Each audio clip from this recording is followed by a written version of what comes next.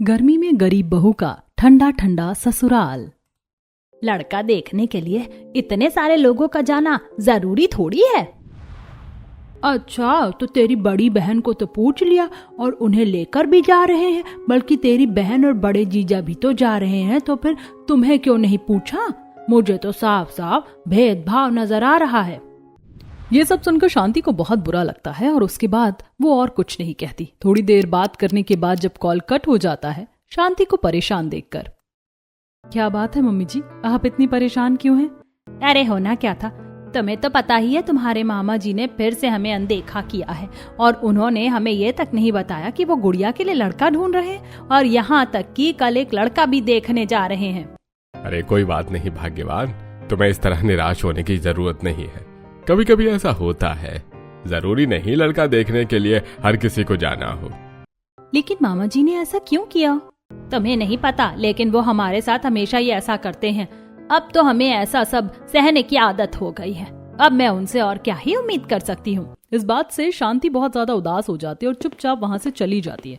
उसके बाद रमेश भी उसके पीछे चला जाता है। उनके वहाँ से जाने के बाद मम्मी जी फिर से उदास हो गई हैं और उन्हें बहुत ठेस पहुंची है। दरअसल हम गरीब हैं, इस वजह से मामा जी ऐसा करते हैं। उन्हें लगता है कि हम बोझ हैं, लेकिन वो अपनी बड़ी बहन को हर चीज में बहुत इम्पोर्टेंस देते हैं और मम्मी को इग्नोर करते हैं। फिर तो उनका उदास होना लाजमी है, क्योंकि अगर उनका भाई उनके साथ ऐसा कर रहा है तो किसी को भी बुरा लगेगा। इस तरह दिन गुजर जाता है और रात को जब प्रीति और नेहा चूल्हे पर खाना बना रही थी तो उसकी वजह से दोनों को बहुत ज्यादा गर्मी लग रही थी और दोनों पसीने से तरबतर हो रही थी। सच में इस भीषण गर्मी में तो मैं बहुत परेशान हो रही हूँ। गर्मी के मारे जान निकली जा रही है। सच में जेठानी जी, मेरी भी जान निकली जा रही है। इतनी ज्यादा गर्मी है और ऊपर से चूल्हे के आगे खाना बनाने में भी हालत खराब हो रही है। तभी रोहन और यश भी अपना काम खत्म करके घर वापस आ जाते हैं। वो दोनों भी पसीने से तरबतर हो रहे थे। तब नेहा दोनों को एक एक गिलास पानी देती है। पानी उतना कुछ ठंडा नहीं है। अब तो गर्मी आ गई है, अब तो ठंडा पानी पीकर ही थोड़ी बहुत राहत मिलेगी। सच में हालत खराब हो रही है। तुम जल्दी से हमारे लिए पानी डाल दो, हम एक बार नहा लेते हैं, उसके बाद ही जाकर थोड़ा सा गर्मी से पीछा छूटेगा। नेहा ने दिन में बाल्टी में पानी भर के रखा था, उससे यश और रोहन दोनों नहा कर आ जाते हैं। नहाने के बाद दोनों को थोड़ी सी राहत मिलती है। हाँ, अब जाकर थोड़ा सा ठीक लग रहा है, वरना तो मुझे बहुत बेचैनी होने लगी थी। इतनी गर्मी में सच में हालात एकदम बुरे हो जाते हैं। आप एकदम बिल्कुल सही कह रहे हो भैया, मुझे भी अब थोड़ा ठीक लग रहा है। ठीक है, तो दोनों बैठ जाओ, साथ में खाना खा लेते हैं। उसके बाद प्रीति और नेहा सभी को खाना परोस देती हैं और सभी साथ बैठकर खाना खाते हैं। लेकिन बच्चों को भी बहुत गर्मी लग रही थी। मम्मी, पंखा क्यों नहीं चल रहा है? बेटा, अभी लाइट गई हुई है, इसीलिए थोड़ी देर में लाइट आ जाएगी, तब अपने आप पंखा चल जाएगा। हमारे घर में हमेशा लाइट चली जाती है, लेकिन सामने वाले मोनू के घर में तो हमेशा लाइट रहती है। क्योंकि उनके घर में इन्वर्टर है, इसीलिए। तो फिर हमारे घर में इन्वर्टर क्यों नहीं है? हमारे घर में भी इन्वर्टर होना चाहिए ना। इतनी गर्मी में बिना पंखे के रहना कितना मुश्किल होता है मम्मी। हाँ बेटा, होता तो है, लेकिन अगर हम कभी भी गर्मी में नहीं रहेंगे तो हम गर्मी से लड़ना कैसे सीख पाएंगे? इसीलिए मैं हमेशा तुम्हें सिखाती हूँ, हमारे पास जो है, जितना है, हमें उसी में खुश रहना चाहिए। हाँ ठीक है, लेकिन मुझे बहुत गर्मी लग रही है। कोई बात नहीं, मैं तुम्हें हवा कर देती हूँ। उसके बाद प्रीति हाथ पंखे से दोनों बच्चों को हवा करने लगती है। उसके बाद सब खाना खा लेते हैं और सो जाते हैं। लेकिन बहुत ज्यादा गर्मी होने की वजह से घर में काफी उमस हो गई थी, जिसकी वजह से हर कोई रात को बस करवटें ले रहा था। मम्मी, गर्मी लग रही है। सच में आज तो कुछ ज्यादा ही गर्मी है, मुझे भी बहुत गर्मी लग रही है। तब रोहन उठता है और 2 गमछे लेकर उन्हें पानी में गीला कर लेता है। एक वह चिंटू के ऊपर ढक देता है, दूसरा पिंकी के ऊपर। इससे थोड़ी सी गर्मी में राहत मिलेगी। हाँ, ये आइडिया अच्छा है। मैं भी अपनी सूती ओढ़नी लेकर उसे गीला कर लाती हूँ, तब थोड़ा ठीक लगेगा। मुझे भी जरा गमछा गीला करके दे देना। अरे पसीने से पूरा तन बदन भीग गया है और गर्मी में बड़ी बेचैनी भी हो रही है। उसके बाद सब ऐसा ही करते हैं और सूती कपड़े को गीला करके उसे अच्छे से निचोड़ने के बाद सभी उसे ओढ़कर सो जाते हैं, जिसके बाद उन्हें थोड़ी सी गर्मी से राहत मिलती है। अगले दिन सुबह उठकर फिर से सभी अपनी दिनचर्या करते हैं। रोहन और यश भी अपने अपने काम पर निकल जाते हैं। एक तरफ रोहन मेहनत मजदूरी का काम करता है, आज वह ईंट ढोने का काम कर रहा था। बहुत तेज धूप होने की वजह से उसे काम करने में परेशानी हो रही थी। बहुत ज्यादा गर्मी है, इतनी तेज धूप है, ऐसे में तो सिर घूम रहा है। उसके बाद रोहन इधर उधर छांव ढूंढता है और उसे तब एक पेड़ नजर आता है। काफी बड़ा पेड़ मिलने के बाद रोहन उसकी छांव में जाकर बैठ जाता है। इसके बाद उसे थोड़ी सी राहत मिलती है, लेकिन तभी वहां पर रोहन का मालिक आ जाता है, जो रोहन को आराम करता हुआ देखकर बहुत ज्यादा भड़क जाता है। अरे मैं यहाँ पर आराम करने के पैसे देता हूँ या फिर काम करने के? जाओ देखो, बस तुम्हें आराम करना होता है। अगर ऐसे ही करोगे तो काम कब खत्म होगा? मुझे माफ कर दीजिए मालिक, लेकिन अभी इस समय बहुत तेज धूप थी और मैं बहुत देर से काम कर रहा था, इसलिए थोड़ा सा गर्मी से परेशान होकर 5 मिनट आराम करने बैठा था। मुझे तुम्हारा कोई बहाना नहीं सुनना। चलो जल्दी काम करो वरना पगार काट लूंगा। इस तरह मालिक रोहन को धमका कर वहां से चला जाता है और उसके बाद मजबूरन रोहन को फिर से काम करना शुरू करना पड़ता है। बहुत तेज गर्मी होने की वजह से काम करने में तो परेशानी हो ही रही थी। उसने अपने सिर पर एक गमछा पहन रखा था। ज्यादा गर्मी होने की वजह से वह गमछा उतार कर उसे वहीं पर नल से पानी खोलकर अच्छे से गीला कर लेता है और फिर उसे निचोड़ने के बाद दोबारा सिर पर बांध लेता है। अब ठीक है, कम से कम थोड़ी देर तो राहत मिलेगी। एक तरफ रोहन अपना काम कर रहा था, वहीं दूसरी तरफ यश रिक्शा चलाता था। तेज धूप और कड़ी गर्मी में वह सवारी बुला रहा था। आ जाओ 10 रुपए सवारी, 10 रुपए सवारी। इस तरह यश चिल्लाकर सवारियों को आवाज देकर बुला रहा था। रिक्शा फुल होने के बाद यश रिक्शा को लेकर आगे बढ़ रहा था, लेकिन उसको दोनों तरफ से गर्म लू लग रही थी, जिसकी वजह से वो बहुत परेशान हो रहा था। आज मैंने गलती कर दी, आधी बाजू की शर्ट पहन कर आ गया। इतनी गर्म तेज लू चल रही है, मेरे हाथ एकदम जल रहे हैं। मुझे पूरी बाजू की शर्ट या कुर्ता पहन कर आना चाहिए था। इस तरह यश खुद को कोस रहा था, क्योंकि गर्मी में उसका हाल बेहाल हो रहा था। इस तरह दोनों भाई मेहनत मजदूरी कर रहे थे और अपने परिवार का पेट पाल रहे थे। शाम को काम खत्म होने के बाद दोनों घर वापस आ जाते हैं और दोनों ही अपनी आज की हुई कमाई को अपनी पत्नी के हाथ में दे देते हैं। ये आज की कमाई है, इससे राशन ले आना। अब सबसे पहले प्रीति और नेहा सभी को पीने के लिए थोड़ी सी मीठी खांड वाली छाछ देती हैं। हमने सभी के लिए दही से ये छाछ बनाई है। इसे पीने के बाद थोड़ी सी पेट को राहत मिलेगी और गर्मी भी कम लगेगी। सभी बड़े मजे से छाछ पी लेते हैं। छाछ पीने के बाद अगर ये ठंडे पानी से बनी होती तो और अच्छा लगता। हम तो अभी भी मटके का पानी इस्तेमाल कर रहे हैं, लेकिन फिर भी पानी उतना ठंडा नहीं लगता है कुछ जुगाड़ करना पड़ेगा। बोरी गीली करके मटके के चारों तरफ लपेटनी ही होगी। एक बोरी बची थी जेठानी जी, उसे तो हमने सर्दियों में इस्तेमाल कर लिया, कल और लेकर आनी होगी। तब तक दूसरा कपड़ा गीला करके लपेट देते हैं, उससे भी काफी फर्क रहेगा। प्रीति ऐसा करने चली जाती है। वो एक कपड़े को गीला करके उसे मटके के चारों तरफ लपेट देती है, जिससे पानी थोड़ा सा ठंडा हो सके। वहीं दूसरी तरफ आप तब तक नहा लीजिए, हम तब तक खाना लगा देते हैं। उसके बाद दोनों भाई नहाने चले जाते। प्रीति और नेहा सबके लिए खाना लगा रही थी। दोनों जब नहा कर आते हैं तो आज तो पानी बहुत ज्यादा गर्म था। इतनी गर्मी में गर्म पानी से नहाने के बाद कुछ खास राहत नहीं मिलती। अगर ठंडा पानी होता तो मजा आ जाता। और ऊपर से इसी वक्त लाइट भी चली जाती है। पहले हमारे पास सिर्फ एक पंखा है और ऊपर से लाइट चली जाती है तो और बुरा हाल हो जाता है। अरे पिछली बार तो हमारे पास कम से कम एक फर्राटा तो था, वो भी खराब हो गया। और अब देखो कितनी परेशानी हो रही है। वो फर्राटा भी हमने पिछली बार कबाड़ी वाले से लिया था, लेकिन उसने हमारे 2 साल निकाल दिए और काफी अच्छी हवा दे देता था। इस तरह सब खाना खाते हुए बात कर रहे थे और उसके बाद रात को सो जाते हैं। लेकिन रात को किसी को भी गर्मी में परेशान होने की वजह से चैन से नींद नहीं आती है। अगले दिन प्रीति और नेहा दोनों घर का काम कर रही थी। सारा काम खत्म करने के बाद चलो आज जरा दुकान से सामान लेकर आते हैं और थोड़ा सा गोंद कतीरा भी लेकर आएंगे। प्रीति और नेहा दोनों पास की दुकान पर जाती हैं, जहां पर पहले से ही उनकी पड़ोसन सीमा सामान ले रही थी। भैया हमें थोड़ा सा गोंद कतीरा दे दीजिए और साथ में थोड़ी दही भी दे दीजिए और राशन के लिए 5 किलो चावल और 3 किलो आटा दे देना। उन दोनों को बस इतना सा सामान लेते हुए देखकर सीमा घमंड से, कुछ लोग ऐसे हैं जो गरीबी की वजह से गर्मी में सिर्फ गोंद कतीरा ही पी रहे हैं और अभी भी वहीं तक अटके हैं। मैं तो महंगा बेल का शरबत लेने आई हूँ, शायद किसी ने आज तक बेल का शरबत पिया भी नहीं होगा। शरबत चाहे कोई भी हो, इंसान शरबत पीने से आगे नहीं बढ़ता, अपने व्यवहार और अपने टैलेंट के दम पर आगे बढ़ता है। रही बात गोंद कतीरा की, तो वो दुकान के महंगे बेल शरबत की तरह नकली नहीं है, सस्ता टिकाऊ है और अपना काम भी बहुत अच्छी से करता है। इस तरीके से नेहा ने भी इनडायरेक्टली सीमा को जवाब दे दिया था और सीमा अपना सारा महंगा सामान लेकर वहां से चली जाती है। उसके जाने के बाद नेहा और प्रीति भी अपना सामान लेकर घर वापस आ रही थी। देखा जेठानी जी आपने उस सीमा के अंदर कितना ज्यादा घमंड कूट कूट कर भरा हुआ है।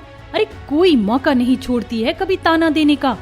हाँ ठीक है, लेकिन तुम्हें उसकी बातों पर इतना ध्यान नहीं देना चाहिए।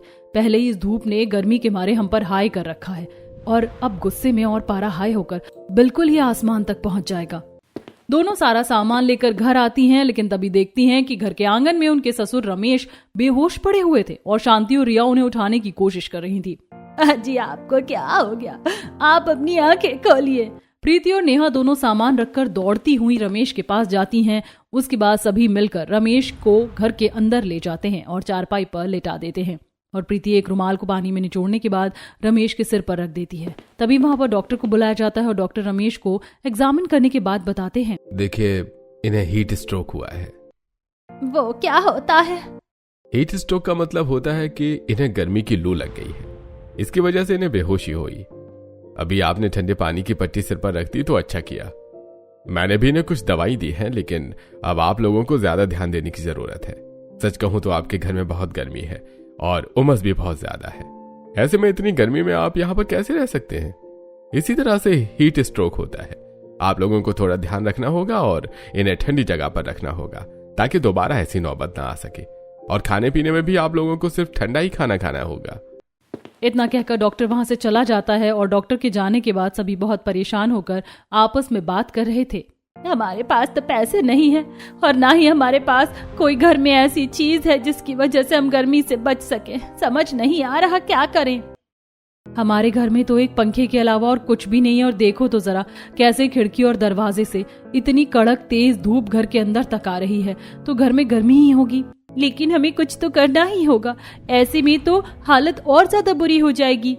सब इस बारे में बात कर रहे थे और हर कोई इस चीज को लेकर काफी परेशान था। तब प्रीति सभी के लिए मटके के पानी में गोंद कतीरा मिलाकर उनके लिए शरबत लेकर आती है। हर कोई उसे पीता और पीने के बाद सबको अच्छा लगता है।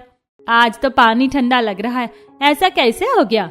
मैंने आज बोरे को अच्छे से गीला करने के बाद उसे मटके के चारों तरफ लपेट दिया था, इसीलिए आज पानी में थोड़ी राहत है। पापा अब आपको कैसा लग रहा है? अरे अब थोड़ा ठीक लग रहा है, वरना ऐसा लग रहा था मानो मेरे शरीर से जैसे जान निकल गई हो। इस तरह गर्मी में काफी परेशानी में उनके दिन गुजर रहे थे। तब प्रीति के पास उसकी माँ का कॉल आता है। और बताओ प्रीति बेटा, तुम कैसी हो? मुझे पता चला कि तुम्हारे ससुर जी की तबीयत काफी खराब हो गई थी, अब वो कैसे हैं?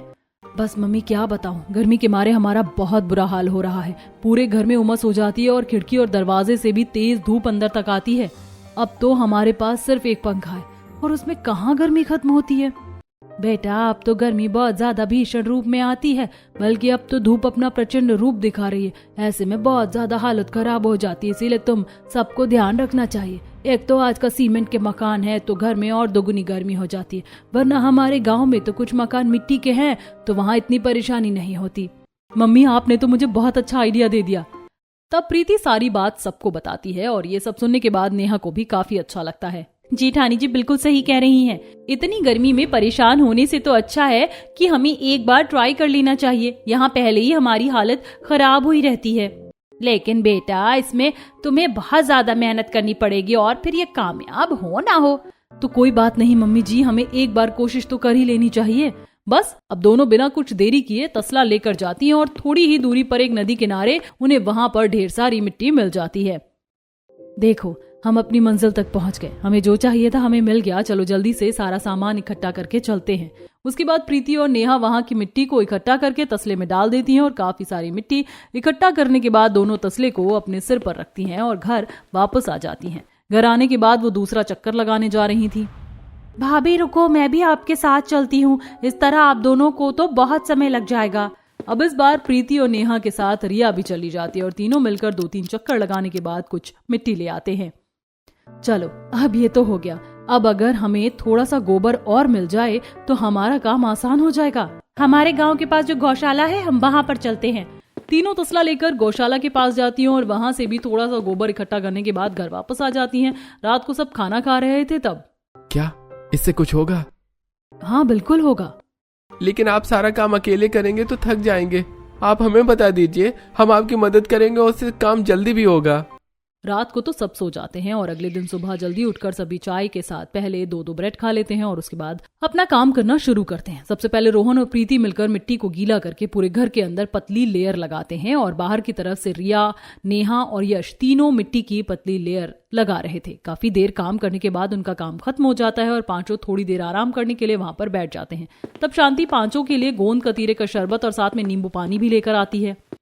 इतनी गर्मी में इतनी मेहनत करोगे तो ठीक नहीं है, थोड़ा सा शरबत भी पी लो।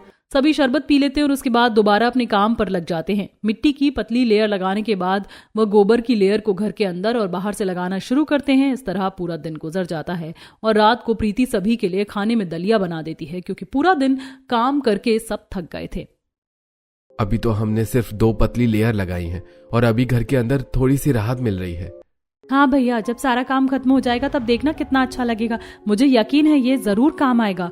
अगले दिन सुबह उठकर फिर से सभी अपना काम करना शुरू करते हैं। रोहन जी और यश, आप दोनों काम पर जाइए, आज हम बाकी काम खुद कर लेंगे। अब रोहन और यश तो अपने काम पर चले जाते हैं और प्रीति, रिया और नेहा तीनों मिलकर फिर से अपना काम करना शुरू करती हैं। अगले दिन दोनों फिर से मिट्टी की इस बार मोटी लेयर लगाना शुरू करती हैं। अब वो घर के अंदर और बाहर दोनों तरफ से मिट्टी की मोटी लेयर को गीला करके लगा देती हैं और यहाँ तक कि फर्श को भी मिट्टी का ही कर देती हैं। ये करने के बाद उनका एक काम खत्म हो जाता है। चलो, अब दीवारों का तो काम खत्म हो गया, अब हमें छत को भी ठीक कर देना चाहिए। बाहर से सीढ़ी लाने के बाद प्रीति और नेहा दोनों छत पर चढ़ जाती हैं और उनकी छत भी काफी हद तक खराब हो गई थी। अब वह पुराने बांस के लकड़ियों को हटाकर उसे भी पहले मिट्टी और गोबर की पतली लेयर से कवर करती हैं और उसके बाद वहां पर ढेर सारी मिट्टी की एक बहुत ही ज्यादा मोटी लेयर बिछा देती हैं, जिसके बाद वहां पर कुछ बीज लगाकर ऊपर से मिट्टी को कवर कर दिया जाता है। प्रीति सीढ़ी से नीचे वापस आती है और वहीं पर आंगन में लगे नल पर पाइप लगाकर दोबारा सीढ़ी से ऊपर जाती है और ऊपर से आवाज लगाकर रिया को कहती है, रिया, अब तुम नल को चालू कर दो। रिया नल चालू करती है और उसके बाद प्रीति छत पर मिट्टी में दबाए हुए बीजों को पानी दे देती है और उसके बाद नेहा और प्रीति दोनों नीचे आ जाती हैं। इस तरह उनका मिट्टी से बना घर पूरी तरह तैयार हो जाता है। शाम को कितना अच्छा लग रहा है, काफी ठंडा ठंडा लग रहा है। सच में आप दोनों ने तो कमाल कर दिया, काफी अच्छा लग रहा है। हाँ, आज तो बाकी दिनों से घर में भी बहुत कम गर्मी है और काफी राहत मिल रही है। मुझे भी बहुत अच्छा लग रहा है। इस तरह सभी खाना खाते हुए घर की बहुत तारीफ कर रहे थे और जब रात को सब सोते हैं तो सबको बाकी दिनों से थोड़ी कम गर्मी लगती है। अगले दिन प्रीति और नेहा दोनों अपनी पड़ोसन ऋतु के घर जाती हैं, जो लोहे वाले कलर का एक साइड का दरवाजा खोलकर उसमें पानी भर रही थी। आज बड़े दिनों बाद तुमने दर्शन दिए।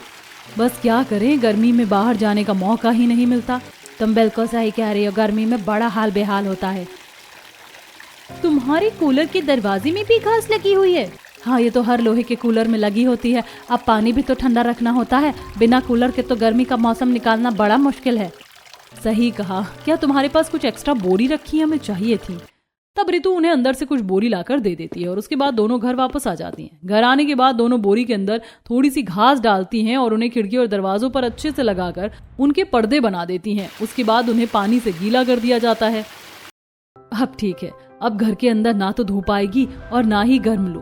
अब इसके अंदर से हवा छनकर आएगी और ठंडी हवा ही अंदर आएगी। तुमने तो बहुत अच्छा किया बहू। तब नेहा काफी देर कुछ सोचने के बाद कहती है, मेरे पास एक और आइडिया है। जैसे हमने कबाड़ी वाले से फर्राटा लेकर 2 साल उसमें गुजारे हैं, तो मैं सोच रही हूँ क्यों ना हम मिट्टी का कूलर बना लेते हैं। हम उसके अंदर की मोटर खरीद लेंगे और उसके बाहर का ढांचा तो कुछ भी नहीं होता, बस एक लोहे या प्लास्टिक का ही ढांचा होता है जिसके अंदर मोटर लगी होती है। साथ में दरवाजों पर घास लगा दी जाती है। तो इस तरह हमारा होममेड मिट्टी का ठंडा कूलर तैयार हो जाएगा। मानना पड़ेगा भाभी, आपने तो कमाल कर दिया। मुझे लगता है इस बार आप गर्मी के छक्के छुड़ा देंगी। यानी आप हमारे लिए घर पर ही मिट्टी का कूलर बनाएंगे? अगर अब सोच लिया है तो बनाना ही होगा। बस फिर बिना कुछ देरी किए प्रीति और नेहा जाती हैं और बहुत सारी मिट्टी लेकर आती हैं और अब मिट्टी गीला करके अच्छे तरीके से कूलर का ढांचा तैयार करना शुरू करती हैं। वहीं दूसरी तरफ उन्होंने अपने पति को इस बारे में बता दिया था, तो रोहन कबाड़ वाले दुकान पर जाता है। भैया, क्या आपके पास कूलर की कोई पुरानी मोटर मिल जाएगी? अरे हाँ भैया, मिल जाएगी। कुछ दिन पहले की एक खराब कूलर मेरे पास आई है। उसका लोहे का ढांचा तो पूरी तरीके से गल गया है और मोटर भी खराब है, लेकिन मोटर ठीक होकर चल सकती है। ठीक है, तो आप मुझे मोटर दे दीजिए, मैं इसे ठीक करवा लूंगा। अब रोहन मोटर लेकर जाता है और इलेक्ट्रीशियन की दुकान पर मोटर ठीक करने के लिए दे देता है। जब रोहन घर आता है तो देखता है कि नेहा और प्रीति अभी भी कूलर पर काम कर रही हैं और बस उनका काम अब खत्म हो ही गया। देखिए, हमने पूरा ढांचा तैयार कर दिया है और मिट्टी का कूलर तो एकदम ठंडी हवा देगा। अरे हमारी घर की बहू कितनी अच्छी है, पूरे परिवार के बारे में कितना सोचती है। इस तरह प्रीति और नेहा ने ठान लिया था कि इस बार वह गर्मी को हरा कर रहेंगी। अब अगले दिन मोटर भी आ जाती है और मैकेनिक मिट्टी के बने कूलर में मोटर फिक्स करके चला जाता है। जब सब कूलर चलाते हैं तो सबको बहुत अच्छा लगता है। ओहो, कितना मजा आ रहा है, कितना अच्छा लग रहा है। इस कूलर से तो बहुत ठंडी हवा आ रही है, मजा आ गया। कलेजे को जो सुकून मिल रहा है बस बता नहीं सकते हैं। सच में गर्मी बर्दाश्त करने के लिए अब थोड़ी हिम्मत मिलेगी। उस रात सभी चैन से सोते हैं। रात को सभी को ठंडक का एहसास होता है और सब बहुत अच्छी नींद लेते हैं। अगले दिन जब सब्जी खराब हो जाती है तब प्रीति कुछ सोच रही थी कि नेहा, हम मिट्टी का कूलर बना सकते हैं तो मिट्टी का फ्रिज क्यों नहीं? आपने तो काफी सही बात कही है। हमेशा मटके का पानी ठंडा नहीं लगता और खाना भी खराब हो जाता है। बस दोनों बिना देरी किए पहले फ्रिज का ढांचा तैयार कर लेती हैं, लेकिन उसमें वह कूलर की तरह मोटर फिक्स नहीं कर सकती थी। तो उन्होंने अपना दिमाग लगाया। पहले मिट्टी का बड़ा ढांचा तैयार करके उसे फ्रिज जैसा बड़े शेप में बॉक्स बना दिया। उसके बाद उसके अंदर हर शेल्फ में मिट्टी की टोकरी बना दी। भाभी, दिखने में तो बिल्कुल फ्रिज जैसा है, लेकिन बिना बिजली का फ्रिज कैसे काम करेगा? इसके अंदर जो टोकरी है, हमें जो भी चीज ठंडी करनी है उसे मिट्टी के एक छोटे मटके में रखना है और फ्रिज के अंदर बनी टोकरी में थोड़ा सा रेत डालकर उसे गीला करके वह चीज वाला मटका उसके ऊपर रखना है और मिट्टी का दरवाजा बंद करना है। इससे वह चीज बिल्कुल ठंडी रहेगी और खराब नहीं होगी। इस तरह उन्होंने मिट्टी का फ्रिज भी बना दिया और अब बिना बिजली से चलने वाला उनके पास मिट्टी का फ्रिज बन गया था। चलो, फ्रिज तो कम से कम हमारा बिना बिजली के चलने वाला है, वरना बिल ज्यादा भरना पड़ता। और हमारा मिट्टी का कूलर इतना अच्छा है जिसे चलाने के बाद पूरे घर में ठंडक हो जाती है। क्योंकि हमारा घर भी मिट्टी का है तो हमें पंखा भी चलाने की जरूरत नहीं पड़ती। इतना तो बिजली का बिल भी हम नहीं भर सकते हैं। इस तरह उनके पास मिट्टी का कूलर और मिट्टी का फ्रिज हो जाता है। अगली शाम को प्रीति और नेहा जब अपनी दो पड़ोसन के साथ थी। सच में तुमने मिट्टी का कूलर बनाने की कोशिश की? जब तुम्हारा कूलर बनकर तैयार हो जाएगा तो मैं देखने जरूर आऊंगी। अरे, इनका मिट्टी का घर भी कितना सुंदर लगता है। देखो तो जरा, छत पर ही घास उगा दी है, कितना दिमाग लगाया है। धूप अंदर तक जाकर इन्हें परेशानी नहीं कर पाएगी। अब क्या कर सकते हैं, गर्मी में हाल बेहाल हो रहा था, कुछ ना कुछ तो करना ही था। ऐसा ही कहा, बहुत भीषण गर्मी है। कूलर भी फेल हो जाते, बार बार कूलर में पानी भरो और मुझे उसमें बहुत आलस आता है। वो चारों आपस में बात कर रही थी, तभी वहाँ पर सीमा आती है। तो तुम लोग भी एसी क्यों नहीं खरीद लेते? हाँ, मैं तो भूल ही गई थी। तुम्हारे घर में कूलर है वही बहुत बड़ी बात है। एसी लेना भी सबके बस की बात नहीं होती। अब हमें देखो, गर्मी का कुछ पता नहीं चलता, एकदम ठंडक का एहसास होता है।